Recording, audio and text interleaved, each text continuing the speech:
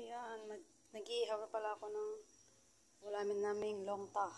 Ayan, 4 lang siya. So, ito pa yung isa. 3 lang naman kami. Ito ang ulam namin for today's video. Luluto ko na guys kasi pupunta sa school yung bata.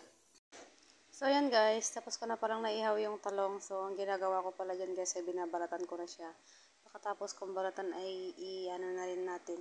Batilin natin yung 2 itlog. Tsaka natin sa talong. Isaw-sawi ba yung talong? Charis.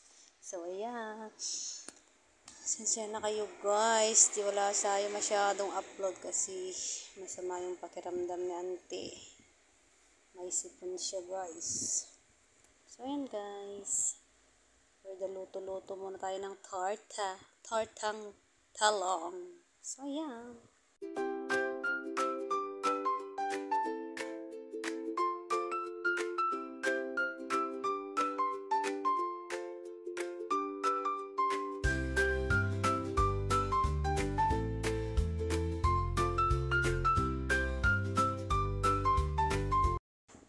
So, ayan guys, pagkatapos nga parang nagluto dyan guys ay pinaliguan ko pa lang yung aking alaga. So, ayan. At binibihisan ko na siya guys. So, yun. Yun lang. Tapos na siya maligo guys. So, ayan. Si nanay. So, ayan guys. Kita nyo guys. Pinapakita ko dyan yung braso ko kasi masakit guys yung mga braso ko guys. Di ko alam kung bakit. So, sa kakatrabaho na rin siguro. So, ayan, dinalagyan ko siya ng, guys, efficacy oil para matanggal ba yung babawasan yung sakit niya konti. So, ayan. Tinatanong pala dyan ni nanay guys kung ilang daw miligram yung iniinom niyang gamot dahil nagreklamo siya guys. Bakit daw siya nanginginig? So, hindi ko alam sabi ko. So, ayan. So, yun. Sabi ko, tanong na lang natin sa doktor. Sabi kong ganyan. So, ayan guys. Katapos na pala nating, guys. Nagtupi na pala ako dyan guys. Tapos na ako natuloy ako nakapag-video. So, ang ginagawa ko pala dyan guys, nililinis ko yung mga electric fan kasi, wala nang lumalabas na hangin, charis. So, ayan. Sobrang nang maalikabok na din kasi. So, ayan. Pagalinis-linis muna tayo guys.